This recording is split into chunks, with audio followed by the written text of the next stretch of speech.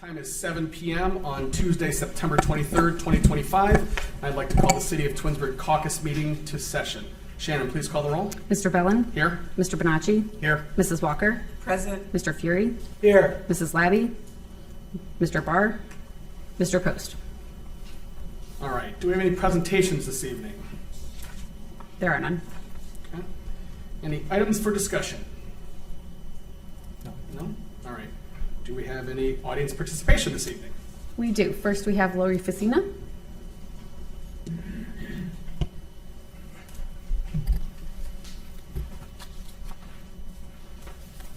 Good evening. Good evening. Good evening, Mayor, Council, and Law Director.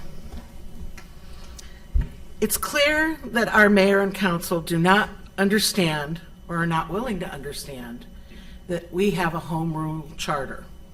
It is also clear that all the money and time, 18 months to be exact, that was put into the collaboration with two, and yes, I said two, it wasn't just ZoneCo, it was OHM, it was two entities that brought us our new zoning code.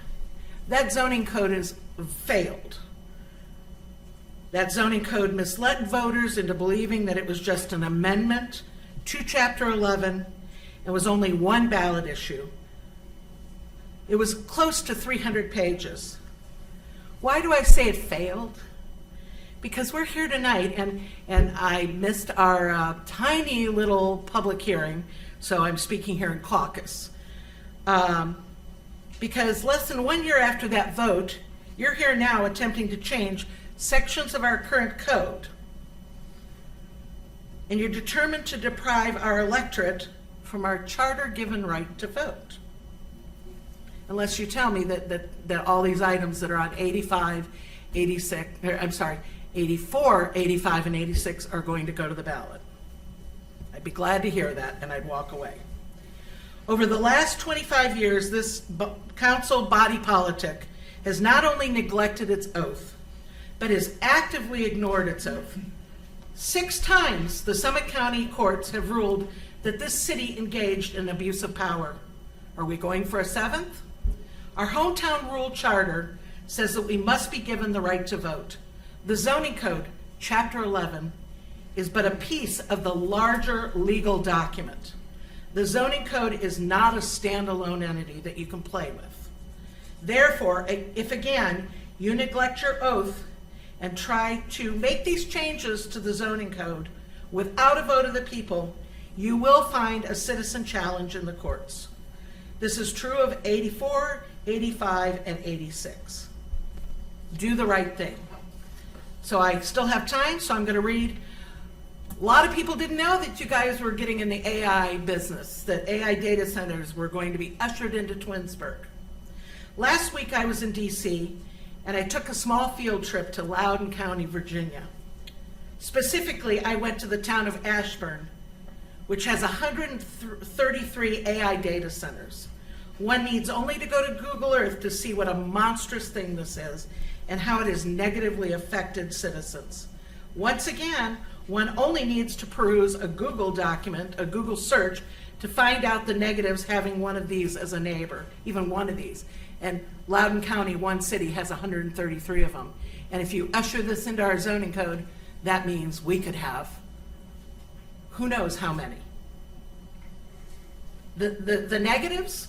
Size, much larger than any building at Cornerstone. Electricity, stressors on our already aging grid with the potential for rolling brownouts, and one data center can use as much electricity as a small city. Water, hundreds of thousands of gallons of waters per day for an AI data center.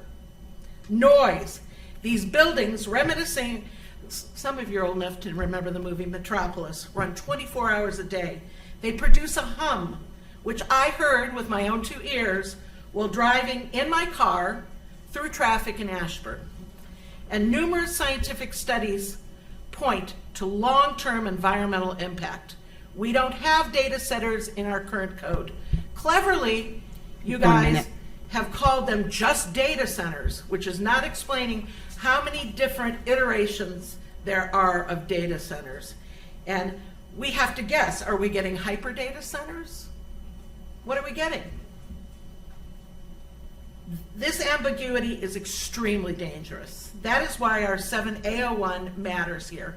We, the people of the city of Twinsburg, have an enunciated home rule right to vote to changes in our code.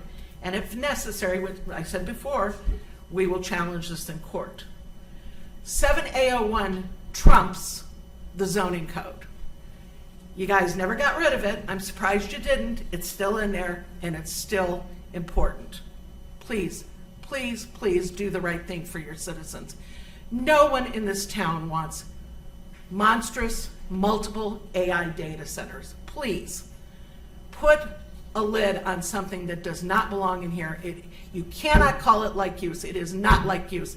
There is no other animal around like an AI data center. And if you don't know that, I suggest you get in your car and drive to Loudoun County, Virginia. It's an easy 4-hour drive. And come back home and say, I want this for my city. I want this for my fellow neighbors. You know, any homes adjacent to any of these can lose their value. There's a CBS Sunday morning piece about a man who bought premium property to build his dream house on. 5 years later, that premium property looks out over a 50-foot high data center. It blocks out the sun most of the day to his house. Thank you. Thank you. Next, we have Karen Madison.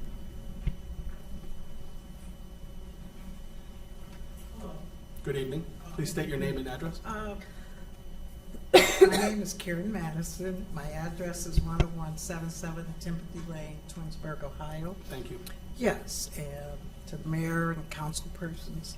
I'm just here to inquire of an update regarding the sewer analysis that was to take place regarding the flooding in our neighborhood that occurred over a year ago. And if there's any update that you can provide for that, it would certainly be appreciated. There are some neighbors who are trying to sell their home and they need some documentation that the issue has been resolved. So any update that you could provide, I would certainly appreciate it. Thank you, Karen. Mayor? I can. Yeah, the flood that happened on August 8th last year, after that flood happened, we had approximately 49 homes that had water in their basements. So we went into action immediately, and we hired an outside engineering firm to do a study for us, a drainage study, and let us know exactly where we were at. We knew that study was going to take some time. They said it would be completed in June. We hired them just before winter set in, so they had to get their staffing together, but they said it would be completed by June. We've had a few updates from this firm, but we finally, I have a meeting with them tomorrow morning, as a matter of fact, to give their final study. It's taken a little bit longer than they thought it was going to take, and it's caused much frustration on myself as well as our staff here, our engineering staff, to get the final word on where we're going with this. But I think after tomorrow's meeting, I'll be much more capable to answer each and every question. And as I said, I plan on having any of the residents that were affected by water in their basements come in, and we will explain it to the whole group at one time who wants to be here, and let them know what we found out, what the study showed, and what our next move is going to be. In the meantime, we have we've done some things in-house to try to, we put in a siphoning system in one of the ponds there to be able to, when there's a heavy rain coming, to be able to lower that pond. So in order to hold the water more like a retention basin rather than just a pond that would overflow and then surcharge those sewers going into your neighborhood. So we will be working on that. Like I said, we believe we have the answer, but we wanted to find out what this engineering firm came up with for the money that we spent. And so we haven't stopped, and after a long frustration, I believe tomorrow we'll have the final response, and then we'll be able to get a better answer for you. Okay? Thanks, Mayor. Sure. Next, we have Michael Turrell.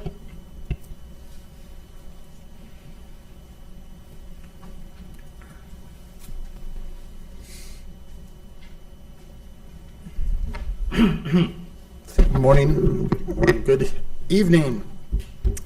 Council Mayor Michael Turrell, Twinsburg, Ohio. I wasn't even planning on speaking tonight. I wanted to come up and hear what is the deal with these data centers.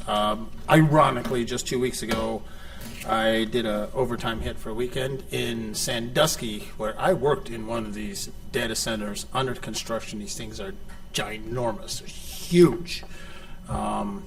Didn't know that they were considering these things to come into Twinsburg. Huge, monstrous buildings. I'm looking up, try to educate myself on the pros and cons. The pros are it brings high-paying jobs into your community. The cons are there's very few of those low-paying jobs because all it is a big box and you need someone to turn the lights off and dust off the desks and then shut the lights off when they leave. So there's not a whole lot of income coming into these things. The electricity demands for these things. The company that I work for, I can't quite mention their name because I don't know that I'm authorized to or not. Doesn't matter. I'm a union electrician. Massive, ridiculously massive amounts. It has to be next to a substation. It's so massive. This power cannot be transmitted. They're bringing in 13,000 volts. 13,000 volts. And it has to have its own substation. One of the drawbacks is the massive amounts of water that these things use, the environmental concerns, and then these things have a shelf life. And then they pack up and move, and now we're stuck with a big, empty, abandoned concrete box that you can't fit anything in because it's so huge. That big, empty Pepsi building on the corner of 82 and Chamberlain, the Cornerstone, woohoo, big empty building. I don't think I've seen anybody in there since it's been built, but we got a nice new building up there. It makes that thing look like nothing, dwarfs that. These are not good for communities. I guess the thing that really, and I mean, that's my own input and research on these things, the drawbacks far outweigh what they're bringing into the community, what they're actually doing for the greater good of the community. What really bothered me is that you are looking to amend various chapters of Part 11 of the codified ordinances of the City of Twinsburg to provide for amendments to the planning and zoning code. And I got 84 here, 85 is already taken up, I got 86, where you're doing some more. If you're amending the zoning code, which is part of our charter, this is supposed to go before the voters.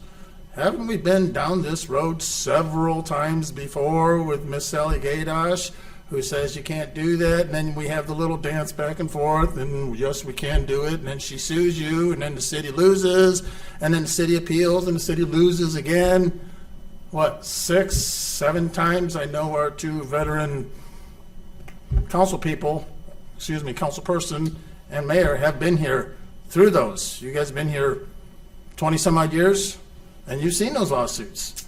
This is going to produce the same result. And then, in fact, aren't we kind of in the middle of another one of those lawsuits right now with the CIC that was put together in the same fashion? And that one's going before the courts soon. We got another lawsuit with the TPD3. Got another lawsuit with a dispatcher who got out of hand on her last day. Called up and harassed a private individual. There's some really crazy culture going on in this city hall. This changing the zoning code on an ordinance is only going to bring more legal troubles to the city of Twinsburg. And I think you guys really need to rethink just passing these things on the swipe of a pen, because Twinsburg 1 minute. has reserved. Oh, that's the first time I heard you talk all night, Shannon. I missed that voice. No one else got 1 minute. Anyhow, Twinsburg has our, got me rattled. Twinsburg has the right to vote when it comes to changing our charter. And 84, 85, and 86, I didn't see 85, but if you're going to change our zoning code with the swipe of a pen, I can guarantee you, Sally's going to come down knocking on your door. And you've lost how many times I would think when Sally's coming down your sidewalk, you might want to stop and see what she has to say. That's all. Thank you very much. Thank you, sir. And last, we have Dan Stoffer. Hi, good evening. I'm Dan Stoffer, 2091 Gary Drive. I'm here to speak about the maintenance of the rear yards of 7 lots along Glenwood Drive near on Chestnut Trails. Is it okay if I hand you some pictures, just so you have some Yes, context sure, Dan. around what I'm speaking to? So, it's really 2 issues. One is the maintenance of the hillside, the ongoing maintenance, cutting the grass. And the grass is currently, if you can see by the pictures, is probably 20 inches high. Hasn't been maintained since June or so. The other issue is how does it get maintained long-term? And I know that people are working on the long-term solution, but I think we need to handle what it exists like right now. The grass is going to seed. It ends up on the other side of the street. We need to deal with it. It's unsightly. And our lot is right at the corner and abuts 4 of those backyards. So I would really appreciate it if somebody would work towards getting that cut. And also work towards a real good solution for the rest of it. Mr. Bonacci, you've agreed to meet with me later. I'd appreciate that if we could have that meeting, because I do have some thoughts about it. I have some concerns about it, but I hope we can just dialogue about that. So the reason I'm here is that over a year ago, I asked about why the city was cutting those areas, and nobody seemed to know why. There was some handshake agreement that was in place. And I said, okay, I don't think you should be doing that. Doesn't make sense. So then earlier this year in June, I inquired about it again because it was still being maintained.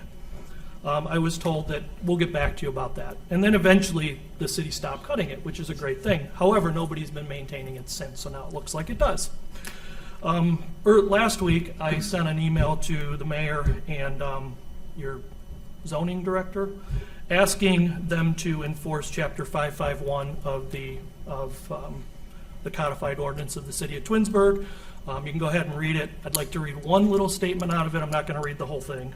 It's about the removal of trees, weeds, grasses in the municipality. It says that it should be maintained under 6 inches. But one of the things, and I thought I was going in the right direction, it says the mayor is authorized and it is declared to be his duty to have enforced the provisions of this chapter. And I was merely asking that we do that. Now, I really don't care if the city goes back and cuts it again. I think maybe it's not a good idea. I really don't care if you go back and knock on the 7 people's doors and ask them to maintain it. There are provisions in this so that it can be maintained properly and nothing's been done about it. So just in my opinion, I think it should be maintained at a reasonable level. And I believe a long-term solution should be decided upon, but I don't necessarily agree with the one that I've heard of. And I hope you'll give me a chance to share that with you on Thursday. That's all I have to say. Thank you. Thank you, Dan. Mayor, do you have any sort of an update that you're able to share? Yes, I can. I spoke with Mr. Stoffer probably for about 35 minutes last when we spoke last week, and I explained to him as well that what we're doing right now, we had a meeting with the HOA.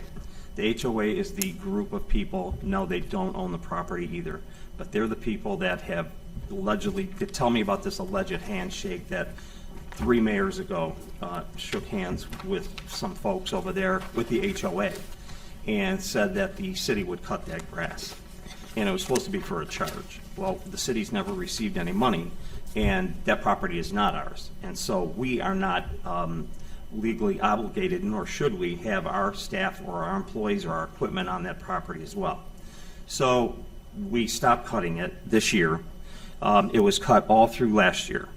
So we stopped cutting it this year, and it started to grow. But I had the HOA board in City Hall.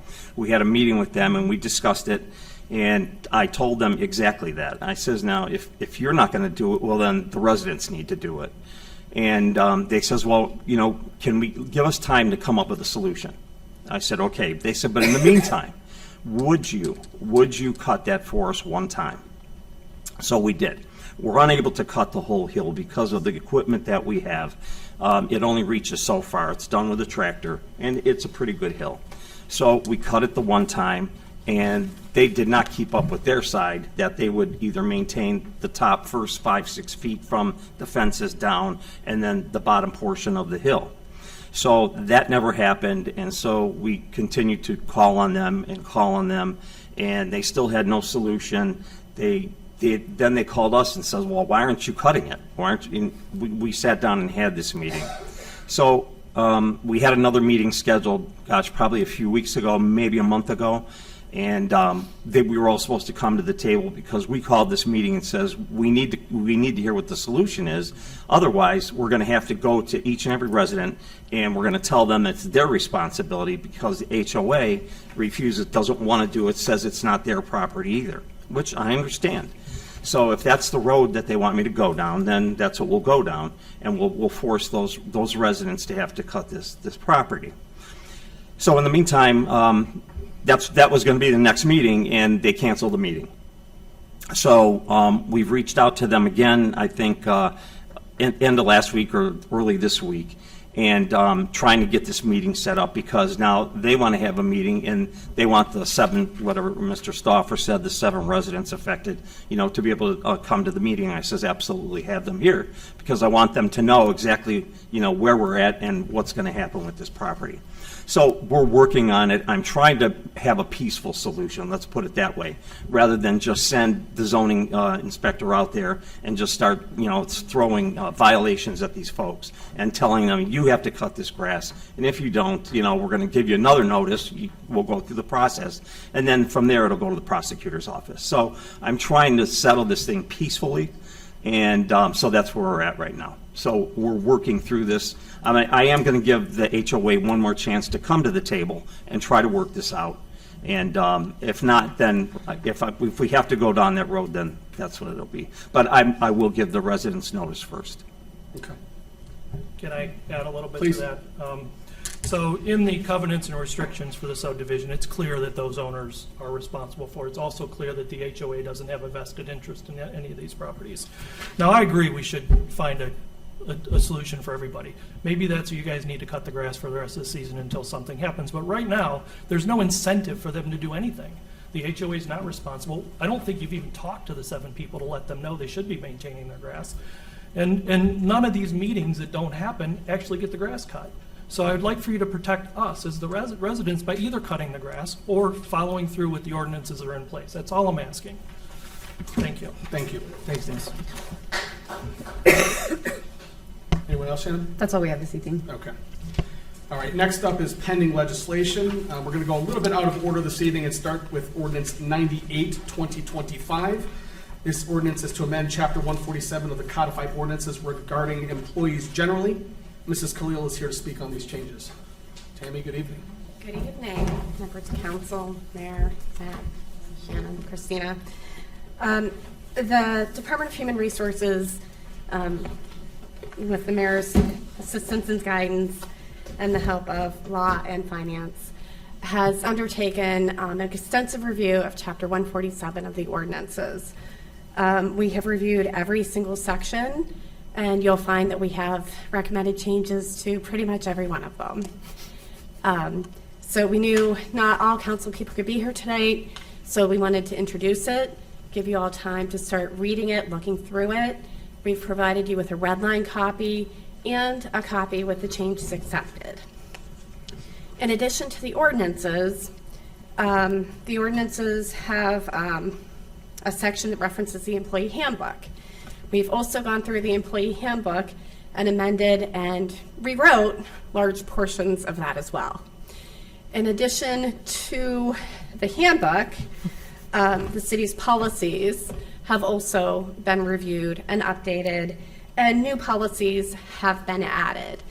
Some of the new policies are required by state law, some just needed updated, and others were just rewritten. So it's been a huge undertaking. It's a lot for council to read and look over. So we wanted to at least get it before you so you can start reading it, start coming up with questions. And at the next meeting, I'll be prepared to go over all the changes to all the sections, if you so wish. So that you'll have a complete understanding of all the changes that we're seeking to make. And then we'll roll these out to all of our employees and train supervisors and managers on them. It's been an extensive review, and we're looking forward to getting these implemented. While we're talking about updating policies, I also wanted to bring to your attention that there is a new state law. It's Ohio Revised Code 9.64, and it has to do with cybersecurity programming and requirements for municipalities. The city, our IT department has been working with HR and finance, and they've been working with AtNet Plus to establish a cybersecurity program more robust than what we already have. We already have a lot of policies in place, but we're looking at updating them, and we're looking at coming up with a policy and program that meets all the requirements of the state law. According to the Auditor's Bulletin 2025-007, the city has until January 1st, 2026 to implement this policy and program. So although we have a draft already, as the state is rolling out more and more guidance on what they expect out of the policy and program, we're going to hold off bringing the entire policy and program to you for a few weeks to see what other guidance the state comes out with. But we're really excited at the progress that we've already made with it. But also, as part of this new law, there are requirements that take effect September 30th, 2025. And those requirements relate to City Council. That law requires us to report as soon as possible or no later than 7 days if we experience a cybersecurity incident. We have to report that to the state.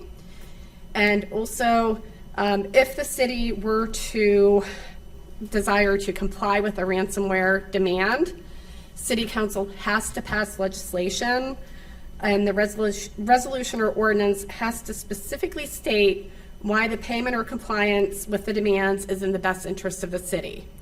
So those two requirements, the reporting no later than 7 days, and the requirement of a resolution or ordinance in order to pay ransom, are effective September 30th, 2025. And we can provide council with the bulletin for those members who are not here tonight. Thank you, Tammy. You're welcome. Any questions for Tammy? Briefly looked at the document. It's pretty comprehensive, so it's going to take the time to read that. Yes. Tammy, do you have any idea how long ago it was that we did such a comprehensive look at that particular document? The last date for the whole entire handbook to be updated was 2015. Okay.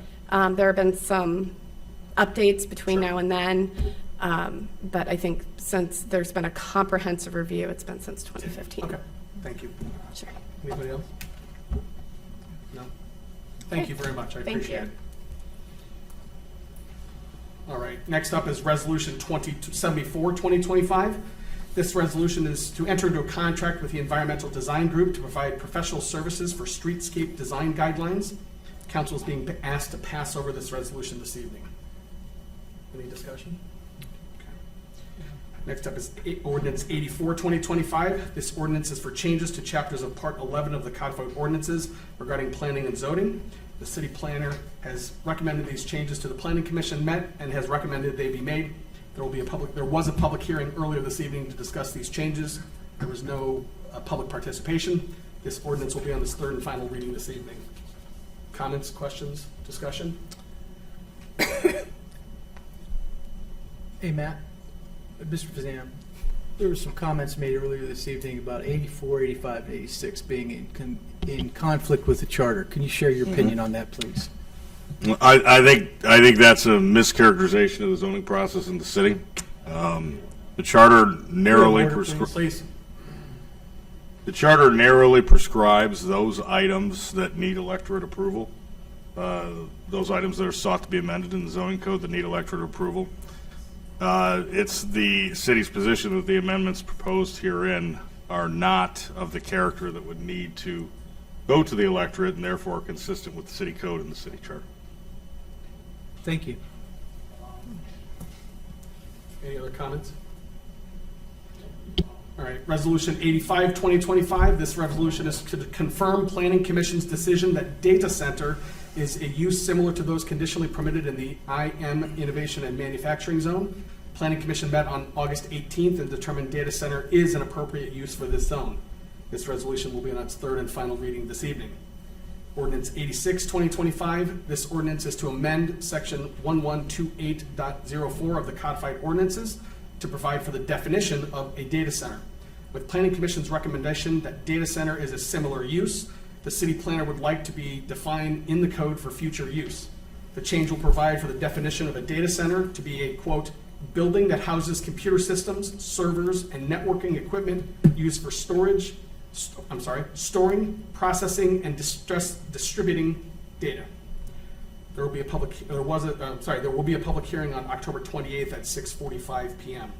This ordinance will be on its third and final reading this evening. Any discussion? So I have some discussion, and I might be mixing two ordinances that have similar things together. I had some communications with our economic development director about size, scope, and guardrails that we could put into our community. So these data centers that are there's varying sizes of data centers, and a lot of the energy and usage goes into the cooling systems of the data centers, and then the size of the data centers. And I asked about certain requirements, like a closed loop cooling system that would have less water loss, because most of the water loss, it's not necessarily from a spigot or a stream, it's from condensation and evaporation through cooling. So like your big air conditioner, and you lose that water locally, and it goes up, and it's lost locally, but it goes somewhere else, is the way I've understood this to work. So we have the potential to have some guardrails. Rebecca, am I right with what we have?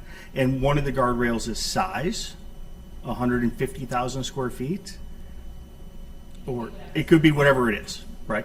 So I guess the question, and then we have the guardrails of requiring certain energy components, like we could require generation of power on site, and we could require that the generation of power for backup wouldn't necessarily be diesel with loud noise. It could be solar with batteries. We could require these things. Am I correct?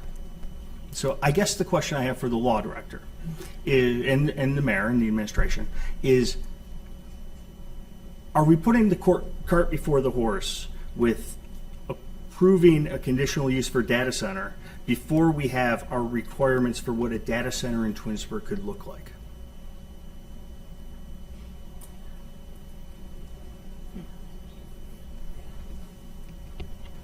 Yeah, Mr. Bonacci, I think I understand your question, but I think to answer that question, I have to do a little bit of explanation here for you. So, the code permits uses that are functionally the same as other uses to be permitted by a planning commission review, and then the city council approval of that review, should city council so choose. What Ms. Ziegler is talking about, and what I think you're talking about, is the simple fact that it would be, if it is approved by council, it would be a conditional use, and therefore the planning commission, as a part of its review process, would be able to place reasonable conditions on the particular applicant who is seeking that conditional use permit, which is different from what I heard you asking about, which to me sounded more like specific codified bumpers within the use. That is not proposed here, and that has not been proposed. Here it would become a conditionally permitted use, and the planning commission could put reasonable conditions on the approval.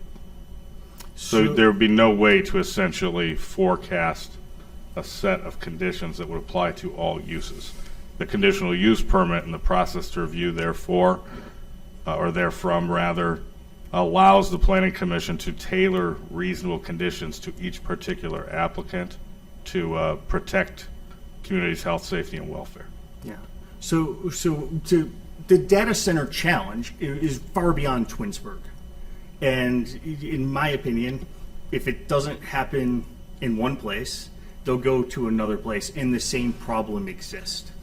And I guess the idea that I have is if you set the standard for what is good, and maybe we could be the model for what is good to do this, maybe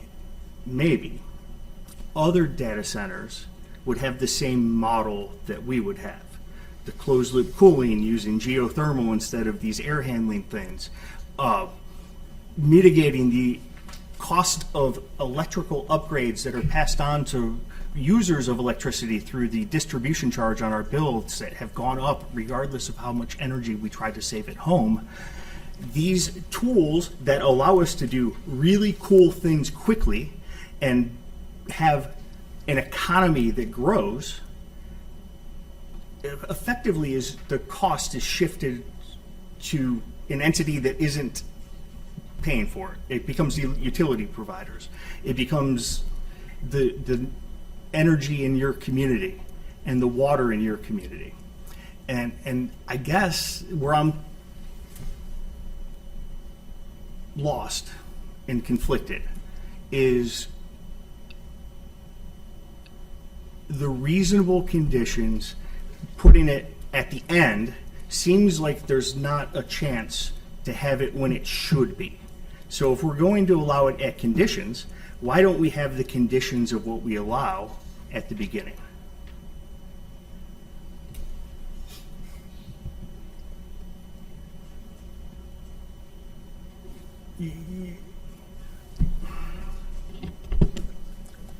Yeah, I don't believe that is a question. That's more a policy decision that council can make. Okay. So I'm not going to opine on that. I Okay. think that is up to you and your fellow members. Okay, because as it stands, I have an incredible amount of uncertainty. I don't want to hold back economic growth in our community and our region, but there's also a piece that I believe we have a chance to be a good steward. That's Okay. Thank you, Mr. Bonacci. Mr. I, Vazana. I will note for council's edification and also for Mr.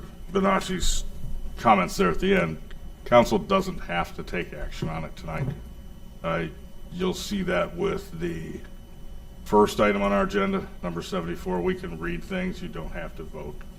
If you feel that there are questions that you'd like to see more answers to or advice generated by the staff and the administration that you can rely on as you make a decision. But you know, it is actionable tonight. You don't have to skip over it. But I always do like to point that out in evenings like tonight. I have a suggestion, and I'm asking my colleagues. So if I'm looking at the last three that we've read, 84, Ordinance 84, Resolution 85, and Ordinance 86, and Mr. Vazana, please correct me where I'm speaking incorrectly. 84 is effectively changing Part 11 Yeah. to include a definition, correct? That isn't there today. Trying to put it in layman's terms. I think you're thinking about 86. That's I'm the sorry. definition. I'm sorry, you're right. And 86 is not actionable tonight. I thought we were talking about 85, the data center. So Functional Resolution 85 equivalency. is effectively saying we agree with the definition of data center that the Planning Commission has put forward. That's really all it's saying. That's all it says. No. We're agreeing with the definition. 85? 85, yes. 85, No. resolution is confirmed No, Planning 80 Commission's decision that data center, oh, I'm sorry, is a similar use. I'm sorry. Yeah, that it is functionally equivalent to Equivalent, okay. currently permitted or conditionally permitted uses within the IM district. That's 85. 84, as you may remember, there are some housekeeping amendments to the planning and zoning code generally.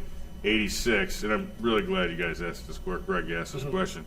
86 is a definition that the planning staff has proposed to add into the zoning code to accommodate the planning commission's recommendation of the functionally similar. Now, I will note, 86 is not proposed to be acted on tonight. There will be a subsequent public hearing In December, or I'm sorry, October. in October, Yeah, correct. okay. And so the only two that are proposed for any type of vote or are actionable are 84 and 85. Okay.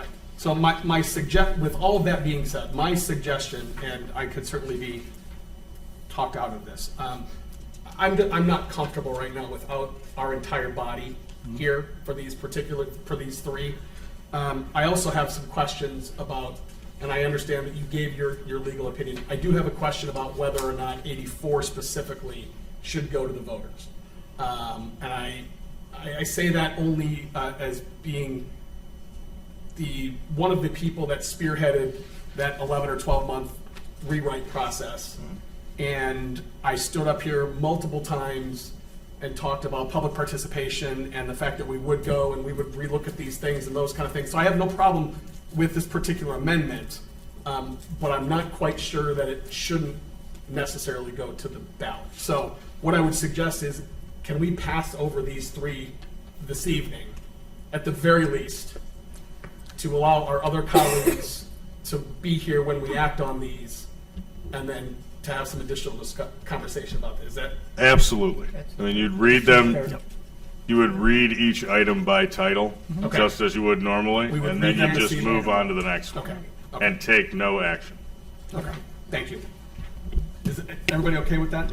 I don't want Yes. to, yeah? Okay. Okay. That said, moving on to Resolution 87, 2025.